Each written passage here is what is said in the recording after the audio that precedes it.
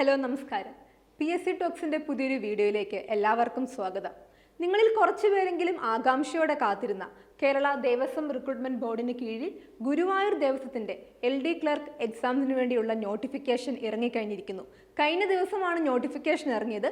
എന്തൊക്കെയാണ് ഈ ജോലിയുടെ പ്രത്യേകതകൾ, എന്തൊക്കെയാണ് ഈ ജോലിക്ക് എക്സാമിന് വേണ്ടി നമ്മൾ പ്രിപ്പയർ ചെയ്യേണ്ടത്, എന്തൊക്കെയാണ് അപ്ലൈ ചെയ്യുമ്പോൾ ശ്രദ്ധിക്കേണ്ട കാര്യങ്ങൾ, അപേക്ഷ ഫീസ് എത്രയാണ് തുടങ്ങിയ കാര്യങ്ങളാണ് ഈ നോട്ടിഫിക്കേഷനിൽ നൽകിയിരിക്കുന്നത്. ഇതിൻ്റെ ഒരു ഡീറ്റെയിൽ ആയിട്ടുള്ള ഒരു വിശദാംശങ്ങളിലേക്ക് കടക്കുകയാണ് നമ്മൾ ഈ ഒരു വീഡിയോയിലൂടെ. അപ്പോൾ എല്ലാവരെയും ഈ വീഡിയോയിലേക്ക് ഏറെ സ്നേഹപൂർവ്വം സ്വാഗതം ചെയ്യുന്നു. നമുക്ക് ഈ നോട്ടിഫിക്കേഷൻ്റെ ഡീറ്റെയിൽസിലേക്ക് കടക്കാം. കഴിഞ്ഞ ദിവസമാണ് വിജ്ഞാപനം ഇറങ്ങിയത്. ഈ എക്സാമിന് അപ്ലൈ ചെയ്യേണ്ട അവസാന തീയതി ഏപ്രിൽ 28, 2025 എന്നുള്ള കാര്യം ഓർക്കുക. ഗുരുവായൂർ ദേവസ്വത്തിന് കീഴിലുള്ള LD ക്ലർക്ക് എക്സാമാണ്. 36 വേക്കൻസിയാണ് നിലവിൽ റിപ്പോർട്ട് ചെയ്തിരിക്കുന്നത്. ഈ വേക്കൻസിയിൽ ഇനിയും മാറ്റങ്ങൾ വന്നേക്കാം, വേക്കൻസികൾ കൂടിയേക്കാം. അതനുസരിച്ചുള്ള മാറ്റങ്ങൾ ഇവിടെ ഒഴിവുകളിൽ രേഖപ്പെടുത്തുന്നതായിരിക്കും. സോ നിലവിൽ 36 വേക്കൻസിയാണുള്ളത് ഗുരുവായൂർ ദേവസ്വത്തിന് കീഴിലുള്ള LD ക്ലർക്ക് എക്സാമിന് വേണ്ടി. ആർക്കൊക്കെയാണ് അപ്ലൈ ചെയ്യുവാൻ സാധിക്കുന്നത്?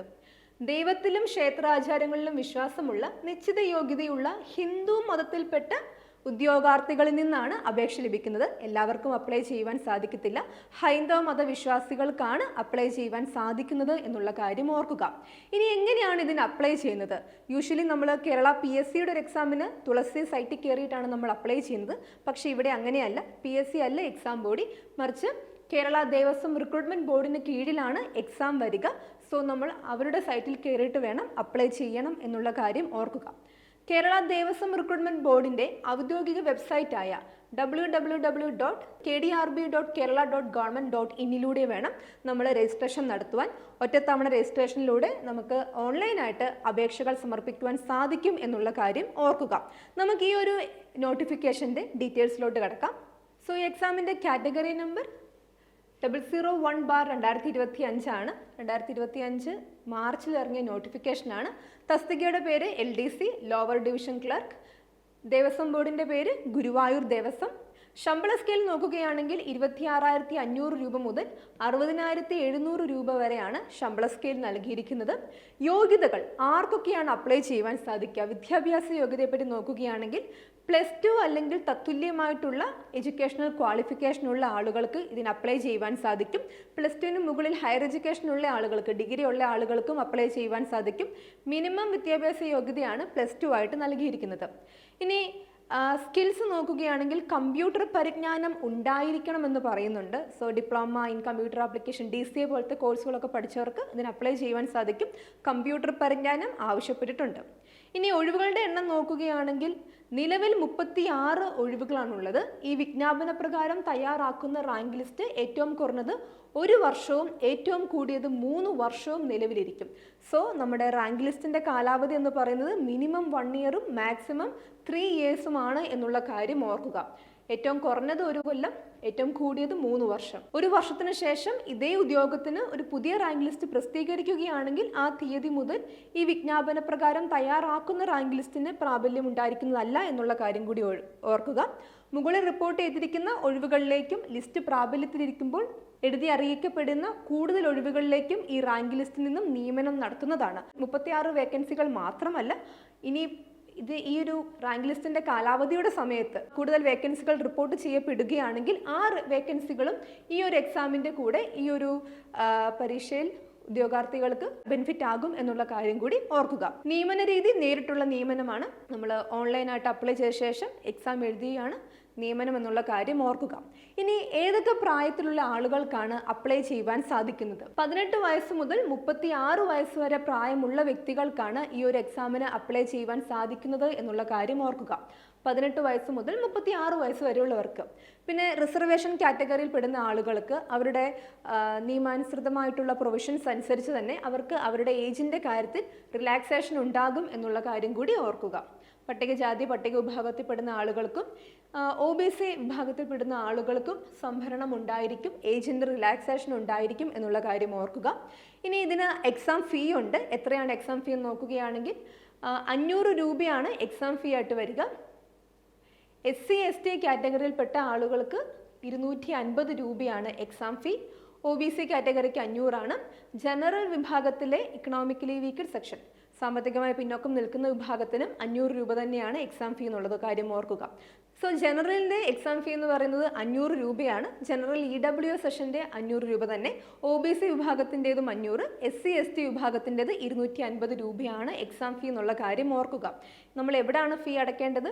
നമ്മൾ ഈ എക്സാമിന് അപ്ലൈ ചെയ്യുമ്പോൾ നമ്മുടെ ദേവസ്വം റിക്രൂട്ട്മെൻറ്റ് ബോർഡിൻ്റെ വെബ് പോർട്ടലിൽ പേയ്മെൻറ്റ് ഗേറ്റ് വേ അനുസരിച്ചിട്ട് അതുവഴിയാണ് നമ്മൾ പേയ്മെൻറ്റ് നടത്തേണ്ടത് എന്നുള്ള കാര്യം ഓർക്കുക. ഇനി മറ്റ് വിവരങ്ങൾ നോക്കുകയാണെങ്കിൽ ദേവസ്വം ബോർഡിൽ വർക്ക് ചെയ്യുന്ന നിലവിൽ താൽക്കാലികമായിട്ടോ അല്ലെങ്കിൽ ഡെയിലി വേജിനോ വർക്ക് ചെയ്യുന്ന വ്യക്തികൾക്ക് ഇതിന് അപ്ലൈ ചെയ്യാം.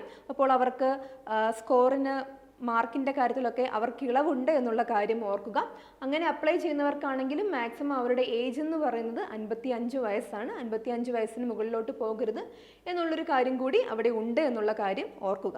ഹിന്ദു മതത്തിലെ EWS വിഭാഗത്തിൽ പെടുന്ന വ്യക്തികൾക്ക് എങ്ങനെയാണ് ഈ ഒരു എക്സാമിന് അപ്ലൈ ചെയ്യുവാൻ സാധിക്കുന്നു എന്നുള്ള കാര്യം നോക്കാം. ഹിന്ദു മതത്തിലെ സംവരണേതര സമുദായങ്ങളിൽപ്പെട്ട സാമ്പത്തികമായി പിന്നോക്കം നിൽക്കുന്ന വിഭാഗത്തിൽപ്പെട്ടവർക്കും 10% സംവരണം നൽകുന്നതാണ്. 18/11/2019 ഓർഡർ പ്രകാരമാണ് ഇപ്രകാരം സംവരണം നൽകുന്നത്. ഇതനുസരിച്ച് വില്ലേജ് ഓഫീസിൽ നിന്നും അവർക്ക് EWS സർട്ടിഫിക്കറ്റ് ഹാജരാക്കണം. നമ്മുടെ ദേവസ്വം ബോർഡ് ആവശ്യപ്പെടുന്ന ദിവസത്തിൽ അങ്ങനെ ഒരു EWS സർട്ടിഫിക്കറ്റ് ഹാജരാക്കണം എന്നുള്ള കാര്യം ഓർക്കുക. ഇനി ഹിന്ദു മതത്തിലെ സംവരണേതര സമുദായങ്ങളിലെ സാമ്പത്തികമായി പിന്നോക്കം നിൽക്കുന്ന ഉദ്യോഗാർത്ഥികൾ ആരാണെന്നുള്ളതിന് ഇവിടെ നൽകിയിരിക്കുന്ന മാനദണ്ഡങ്ങൾ കൂടി പരിഗണിക്കേണ്ടതുണ്ട്. ഒന്ന്, ഉദ്യോഗാർത്ഥിയുടെ കുടുംബത്തിൽ കേന്ദ്ര സംസ്ഥാന സർക്കാരിലെയോ പൊതുമേഖലാ സ്ഥാപനങ്ങളിലെയോ സഹകരണ മേഖലയിലെയോ സംസ്ഥാന സർക്കാരിൽ നിന്നും ധനസഹായം ലഭിക്കുന്ന സ്വയംഭരണ സ്ഥാപനങ്ങളിലെയോ കേന്ദ്ര സംസ്ഥാന സർക്കാരിൽ നിന്നും തദ്ദേശ സ്വയംഭരണ സ്ഥാപനങ്ങളിൽ നിന്നും ധനസഹായമോ ഗ്രാൻഡോ ലഭിക്കുന്ന വിദ്യാഭ്യാസ സ്ഥാപനങ്ങളിലോ റെഗുലർ ജീവനക്കാർ ഉണ്ടായിരിക്കരുത്. എന്നാൽ ഈ വ്യവസ്ഥ മേൽപ്പറഞ്ഞ സ്ഥാപനങ്ങളിലെ പാർട്ട് ടൈം ജീവനക്കാർക്കോ താൽക്കാലിക ജീവനക്കാർക്കോ ബാധകമല്ല എന്നുള്ള കാര്യം കൂടി ഓർക്കുക. സോ ഈ ഒരു എക്സാമിന് നമ്മൾ EWS റിസർവേഷൻ ക്ലെയിം ചെയ്യുന്നതിന് നമ്മുടെ കുടുംബങ്ങളിൽ ഒരു ഗവൺമെൻറ് അല്ലെങ്കിൽ എയ്ഡഡ് സർവീസിൽപ്പെട്ട ആരും തന്നെ ഉണ്ടാകാൻ പാടില്ല എന്നുള്ളൊരു പ്രൊവിഷൻ ഉണ്ട്. ദെൻ ഉദ്യോഗാർത്ഥിയുടെ കുടുംബത്തിൽ ആദായ നികുതി നൽകുന്ന ആരും ഉണ്ടാകാൻ പാടില്ല. ഇൻകം ടാക്സ് പേ ചെയ്യുന്ന ആരും തന്നെ ഉദ്യോഗാർത്ഥിയുടെ കുടുംബത്തിൽ ഉണ്ടാകാൻ പാടില്ല എന്നൊരു പ്രൊവിഷനുമുണ്ട്. ഉദ്യോഗാർത്ഥിയുടെ കുടുംബത്തിന് 1 ഏക്കറിൽ കൂടുതൽ ഭൂമി ഉണ്ടാകരുത്. ഓർക്കുക, ഉദ്യോഗാർത്ഥിയുടെ കുടുംബത്തിന് 1 ഏക്കറിൽ കൂടുതൽ ഭൂമി ഉണ്ടാകാൻ പാടില്ല. ഉദ്യോഗാർത്ഥിയുടെ കുടുംബത്തിന്റെ മാസവരുമാനം എല്ലാവിധ സ്രോതസ്സിൽ നിന്നുമായി 25,000 രൂപയിൽ കവിയരുത്. സോ 25,000 രൂപയാവണം. മാസവരുമാനത്തിൻ്റെ കാര്യമാണ്, വാർഷിക വരുമാനമല്ല എന്നുള്ള കാര്യം കൂടി ഓർക്കുക. ഉദ്യോഗാർത്ഥിയുടെ കുടുംബം എന്നാൽ സംവരണം ആവശ്യപ്പെടുന്നയാൾ, അയാളുടെ മാതാപിതാക്കൾ, അയാളുടെ ഭാര്യ അല്ലെങ്കിൽ ഭർത്താവ്, 18 വയസ്സ് പൂർത്തിയാക്കാത്ത മക്കൾ, സഹോദരങ്ങൾ എന്നിവർ ഉൾപ്പെടുന്നതാണ് എന്നുള്ള കാര്യം ഓർക്കുക. സോ വില്ലേജ് ഓഫീസർ നൽകുന്ന സർട്ടിഫിക്കറ്റിൽ വില്ലേജ് ഓഫീസറുടെ പേരും തീയതിയും ഓഫീസ് സീലും ഉണ്ടായിരിക്കണം എന്നുള്ള കാര്യം കൂടി ഓർക്കുക. ഇനി എങ്ങനെയാണ് നമ്മൾ ഈ ഒരു എക്സാമിന് അപ്ലൈ ചെയ്യേണ്ടത് എന്നുള്ള കാര്യം നമുക്ക് നോക്കാം. അപേക്ഷ ചെയ്യേണ്ട വിധം എങ്ങനെയാണ്? നമ്മൾ PSCയിലൊക്കെ തന്നെ ചെയ്യുന്ന പോലെ 1 ടൈം രജിസ്ട്രേഷൻ ആണ്. പക്ഷേ ആ വെബ്സൈറ്റ് ശ്രദ്ധിക്കുക. ഇത് കേരള ദേവസ്വം റിക്രൂട്ട്മെന്റ് ബോർഡിന്റെ വെബ്സൈറ്റിലൂടെയാണ് നമ്മൾ അപ്ലൈ ചെയ്യേണ്ടത് എന്നുള്ള കാര്യം ഓർക്കുക. ഉദ്യോഗാർത്ഥികൾ കേരള ദേവസ്വം റിക്രൂട്ട്മെന്റ് ബോർഡിന്റെ ഔദ്യോഗിക വെബ്സൈറ്റ് ആയിട്ടുള്ള www.kdrb.kerala.government.in എന്ന് പറയുന്ന ദേവസ്വം ബോർഡിന്റെ ഒഫീഷ്യൽ വെബ്സൈറ്റിലൂടെ വേണം എക്സാമിന് അപ്ലൈ ചെയ്യുക എന്നുള്ള കാര്യം ഓർക്കുക. വെബ്സൈറ്റിന്റെ ഹോം പേജിലുള്ള അപ്ലൈ ഓൺലൈൻ എന്ന ലിങ്കിലൂടെ ഒറ്റത്തവണ രജിസ്ട്രേഷൻ നടത്തിയ ശേഷം ഉദ്യോഗാർത്ഥികൾക്ക് തങ്ങളുടെ യൂസർ ഐഡിയും പാസ്വേഡും ഉപയോഗിച്ച് ലോഗിൻ ചെയ്ത് അപ്ലിക്കേഷൻ നൽകാവുന്നതാണ്. നമ്മൾ PSCയിലാണെങ്കിലും നമുക്ക് പ്രൊഫൈൽ ക്രിയേറ്റ് ചെയ്ത ശേഷം നമ്മൾ ലോഗിൻ ചെയ്യുന്നത് നമ്മുടെ യൂസർ ഐഡിയും പാസ്വേഡും ഉപയോഗിച്ചാണ്. അതേപോലെ ഈ സൈറ്റിലും നമ്മൾ ഒരു പ്രൊഫൈൽ ക്രിയേറ്റ് ചെയ്യണം. എന്നിട്ട് ആ യൂസർ ഐഡിയും പാസ്വേഡും ഉപയോഗിച്ചിട്ടാണ് ഈ എക്സാമിന് അപ്ലൈ ചെയ്യേണ്ടത്, അതിന് ആ ഒരു പേജിൽ കയറേണ്ടത് എന്നുള്ള കാര്യം ഓർക്കുക. അപ്ലോഡ് ചെയ്യുന്ന ഫോട്ടോ 3 മാസത്തിനകം എടുത്തതാകണം. എന്നുള്ള കാര്യം ഓർക്കുക. ഒരിക്കൽ അപ്ലോഡ് ചെയ്ത് ഫോട്ടോ തുടർന്നുള്ള അപേക്ഷ സമർപ്പിക്കുന്നതിനും ഉപയോഗിക്കാവുന്നതാണ്. പ്രൊഫൈലിലെ പ്രിന്റ് എന്ന ലിങ്കിൽ ക്ലിക്ക് ചെയ്താൽ ഉദ്യോഗാർത്ഥിക്ക് താൻ സമർപ്പിച്ച അപേക്ഷയുടെ പ്രിന്റ് ഔട്ട് ലഭിക്കുന്നതായിരിക്കും. പാസ്വേഡ് രഹസ്യമായി തന്നെ സൂക്ഷിക്കേണ്ടതാണ് എന്നുള്ള കാര്യം എല്ലാവരും പ്രത്യേകമായിട്ട് ഓർക്കുക. ദെൻ അപേക്ഷിക്കുന്നതിന് മുൻപ് തൻ്റെ പ്രൊഫൈലിൽ ഉൾക്കൊള്ളിച്ചിട്ടുള്ള വിവരങ്ങൾ ശരിയാണെന്ന് ഉദ്യോഗാർത്ഥി ഉറപ്പുവരുത്തേണ്ടതാണ്. അത് നമ്മൾ എല്ലാ എക്സാമിനും ചെയ്യുമ്പോൾ നമ്മൾ കൃത്യമായിട്ട് തന്നെ നോക്കണം. അല്ലെങ്കിൽ പിന്നീട് നമുക്കതിൻ്റെ പുറകെ നമ്മൾ കുറേ അധികം ഓടേണ്ടി വരും. അതുകൊണ്ട് കൃത്യമായിട്ടുള്ള പേഴ്സണൽ ഇൻഫർമേഷനാണ് നൽകുന്നത് എന്നുള്ള കാര്യം ഓർക്കുക. വിദ്യാഭ്യാസ യോഗ്യത, ജാതി, പരിചയം, വയസ്സ് മുതലായവ തെളിയിക്കുന്നതിനുള്ള പ്രമാണങ്ങളുടെ ഡോക്യുമെന്റ്സിന്റെ പകർപ്പുകൾ കേരള ദേവസ്വം റിക്രൂട്ട്മെന്റ് ബോർഡ് ആവശ്യപ്പെടുമ്പോൾ ഹാജരാക്കേണ്ടതുണ്ട്. അത് നിലവിൽ എക്സാമിന് അപ്ലൈ ചെയ്യുമ്പം നമ്മൾ അപ്ലോഡ് ചെയ്യേണ്ട ആവശ്യമില്ല എന്നുള്ള കാര്യം കൂടി ഓർക്കുക. പരീക്ഷാ ഫീസ് കേരള ദേവസ്വം റിക്രൂട്ട്മെന്റ് ബോർഡിന്റെ അപേക്ഷ സമർപ്പിക്കുന്നതിനുള്ള വെബ് പോർട്ടലിലൂടെ ഓൺലൈനായി അടയ്ക്കേണ്ടതാണ്. DD ആയോ മണി ഓർഡർ ആയോ ചെല്ലാനായോ അടയ്ക്കേണ്ടതില്ല. ആ ഒരു പർട്ടിക്കുലർ വെബ്സൈറ്റിലൂടെ അതിൻ്റെ പേയ്മെൻറ്റ് ഗേറ്റ്വേയിലൂടെ ഫീ അടച്ചാൽ മതിയാകും എന്നുള്ള കാര്യം കൂടി ഓർക്കുക. പിന്നെ ഫീ റീഫണ്ടബിൾ അല്ല. ഒരിക്കൽ അടച്ച ഫീ ഒരിക്കലും തിരിച്ച് മടക്കി കൊടുക്കുന്നില്ല എന്നുള്ള കാര്യം കൂടി ഓർക്കുക. എന്ന് വരെയാണ് അപേക്ഷ സമർപ്പിക്കാനുള്ള അവസാന തീയതി? നമ്മുടെ ഏപ്രിൽ 28, 2025 വരെ, അടുത്ത മാസം 28-ാം തീയതി കൂടിയാണ് അവസാനത്തെ തീയതി. സോ അപേക്ഷ സമർപ്പിക്കാനുള്ള അവസാന തീയതി എന്ന് പറയുന്നത് 2025 ഏപ്രിൽ 28 എന്നുള്ള കാര്യം കൂടി ഓർക്കുക. നമുക്ക് കൃത്യം ഒരു മാസത്തെ സമയമുണ്ട്. പക്ഷേ അവസാന ദിവസം വരെ വെയിറ്റ് ചെയ്യാതെ എത്രയും പെട്ടെന്ന് തന്നെ അപ്ലൈ ചെയ്യുവാൻ ശ്രമിക്കുക. സോ അപേക്ഷ സമർപ്പിക്കേണ്ട വെബ്സൈറ്റ് നൽകിയിട്ടുണ്ട്. www.kdrb.kerala.government.in എന്നുള്ളതാണ് website. So Kerala Devaswom recruitment ബോർഡിന്റെ ഗുരുവായൂർ ദേവസ്ഥത്തിന് കീഴിലുള്ള ലോവർ ഡിവിഷൻ ക്ലർക്ക് തസ്തികയിലേക്കുള്ള നോട്ടിഫിക്കേഷനാണ് നമ്മളിപ്പോൾ കണ്ടത്. യോഗ്യരായിട്ടുള്ള ഉദ്യോഗാർത്ഥികൾ എത്രയും പെട്ടെന്ന് തന്നെ അപ്ലൈ ചെയ്യുവാൻ ശ്രമിക്കുക. അവസാന തീയതി ഏപ്രിൽ 28. പക്ഷേ അവസാന തീയതിയിൽ വരെ വെയിറ്റ് ചെയ്യേണ്ട ആവശ്യമില്ല. എത്രയും പെട്ടെന്ന് തന്നെ അപ്ലൈ ചെയ്യുവാൻ ശ്രമിക്കുക.